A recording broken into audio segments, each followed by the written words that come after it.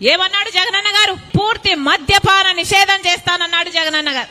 5 ఏళ్లలో పూర్తి మద్యపాన నిషేధం చేస్తానన్నాడు. అసలు మద్యం అన్నది ఎక్కడా లేకుండా చేస్తాను, ఆ తర్వాతే వచ్చి ఓట్లు అడుగుతాను అన్నాడు జగనన్న గారు. నాకు మేనిఫెస్టో అంటే బైబిల్, ఖురాను, భగవద్గీతతో సమానం అన్నాడు. ఆ మేనిఫెస్టోలో నేను పెట్టాను మద్యపాన నిషేధం చేస్తాను అన్న జగనన్న గారు. మరి ఇప్పుడు ఏమైంది? అన్నా ఎలా ఉంది ఇప్పుడు పరిస్థితి అని మొన్న 4 రోజుల కింద నేను ఒక అన్నని అడిగితే, ఏమి మద్యపాన నిషేధం అమ్మా, ఇప్పుడు సర్కారే మద్యం అమ్ముతుంది, అది కూడా సర్కారు ఏది అమ్ముతే అదే కొనాలి అన్నాడు. అదేంటన్నా అంటే, ఇప్పుడు కొనాల్సింది వేరే వేరే బ్రాండ్లు ఏం దొరకవమ్మా, ఏదో బూమ్ బూమ్ అంట, స్పెషల్ స్టేటస్ అట, ఇవే దొరుకుతాయి తల్లి అన్నాడు. ఈరోజు ప్రత్యేక హోదా తేవడం కథ ఏమో గాని స్పెషల్ స్టేటస్ అని మందుబాటలు అయితే వచ్చింది, జగనన్న గారి పుణ్యం. మరి ఇదేనా మాట నిలబెట్టుకోవడం అంటే? ఇప్పుడు కనీసం ఆన్లైన్ సేల్స్ లేవు, ఒక కార్డుతో పేమెంట్ లేదు, మద్యం షాపులో పూర్తి క్యాష్ పేమెంట్లే అంటున్నారు. ఎందుకు అని అడుగుతున్నాం. అంటే రాష్ట్రానికి వచ్చే ట్యాక్సులు రావటం లేదు, కేంద్రానికి వచ్చే ట్యాక్సులు పోవటం లేదు, అయినా కూడా పూర్తి అక్రమం అయినా కూడా యథేచ్ఛగా మద్యం అమ్ముకుంటున్నారు.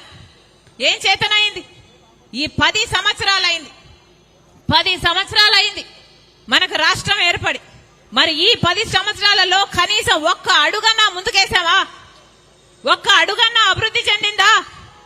అదే మనకు స్పెషల్ స్టేటస్ వచ్చుంటే, ప్రత్యేక హోదా వచ్చుంటే మన రాష్ట్రం ఎక్కడో ఉండేది, పెద్ద పెద్ద పరిశ్రమలు వచ్చేది, రాజధాని పూర్తయిపోయేది, పోలవరం ప్రాజెక్టు పూర్తయిపోయేది, మాట మీద నిలబడే పత్రంలో ఉన్నా పూర్తయిపోయేది. కనీసం రాష్ట్రంలో కనీస నిజాయితీతో ఒక మంచి ఉద్యమం చేస్తున్నా ఇవన్నీ సాధ్యమయ్యేది. కానీ ఆలోచన చేయండి, 10 సంవత్సరాలైంది రాష్ట్రం ఏర్పడి, ఇప్పటి వరకు మనం ఒక్కటి కూడా సాధించుకోలేదు. మరి మనం ఏం అభివృద్ధి చెందినట్టు? కనీసం ఈ 10 సంవత్సరాలలో మా రాజధాని ఇది అని గొప్పగా చెప్పుకోవడానికి కనీసం ఒక రాజధాని అయినా ఉందా? 20 లక్షల ఎకరాలకిచ్చే నీళ్లిచ్చే పోలవరం ప్రాజెక్టు పూర్తయిపోతే పెద్ద పెద్ద పరిశ్రమలు రాకపోయినా మన కాళ్ళ మీద మనం నిలబడేవాళ్ళు, మన రైతులు వాళ్ళ కాళ్ళ మీద వాళ్ళు నిలబడేవాళ్ళు. పోనీ అదైనా అయిందంటే అది కాలేదు. పెద్ద పెద్ద పరిశ్రమలు వస్తే మన బిడ్డలకు ఉద్యోగాలు వస్తాయి కదా అంటే జగనన్న గారు ఒక్క నిజమైన ఉద్యమమైనా చేశారా? ఇప్పుడు ఫీజు రీఎంబర్స్మెంట్ లేదు, కూలీ నాలీ చేసుకుని కన్న తల్లిదండ్రులే వాళ్ళ డబ్బులు కూడబెట్టుకుని అప్పులు చేసి ఆ బిడ్డలను చదివిస్తే కనీసం ఉద్యోగాలు వస్తున్నాయా అంటే ఉద్యోగాలు కూడా లేవు.